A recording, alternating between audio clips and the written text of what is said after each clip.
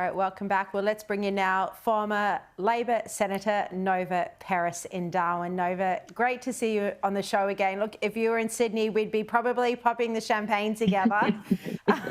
What's your reaction to the end of Adam Bandt's political career? I was up every morning thinking to myself, when are they going to update the AEC, and watching the swing going against Adam. And I was thinking, when is it finally going to happen? And sure enough, it happened. And there's been a lot of jubilation, actually. So, I was part of a grassroots movement called Better Australia, and we targeted key seats across Australia where there were the Teals and the Green candidates, and we were a grassroots movement where we wanted one of the major parties to be elected and to be able to govern outright and not rely on these radicals for power, and for the betterment of this country and the stability of this country as well. And that is, I suppose, one of the positives from this election outcome. Were you disappointed that in the vast majority of cases, Labor did preference the Greens second? Was that a disappointment for you? Look, as you know, I'm well out of politics. I've been out since 2016.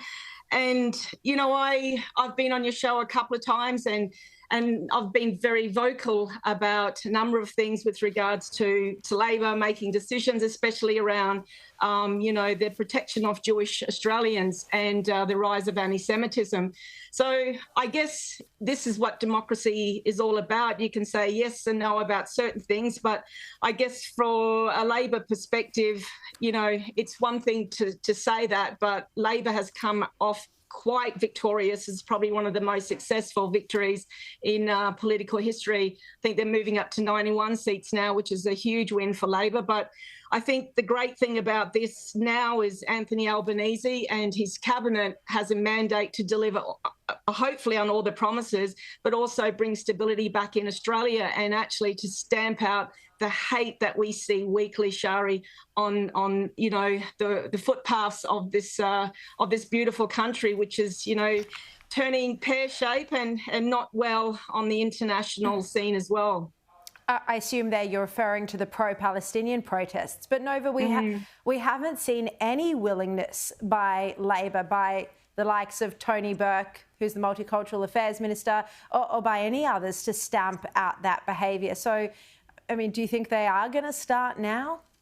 Well, I hope so. In my opinion, you look at the seats of Tony Burke, Chris Bowen and Jason Clare, who all held seats in the Western Sydney areas where we see a lot of the vicious and the violent hatred upon the Jewish community, and the chanting of Free Palestine. You and I both know what that means. It's the erasure of the Jewish people in their own homeland, which the Jewish people have had an unbroken connection for 4,000 years. And, what I do like and love about Chris Minns, who's been very strong and staunch on this, and I think his leadership is incredible. And I hope now that Labor federally can take a leaf out of his, from him, and to say, well, this is what leadership looks like. And he's not scared to say it. And the fact that he also has experience in the Middle East and has been there himself to Israel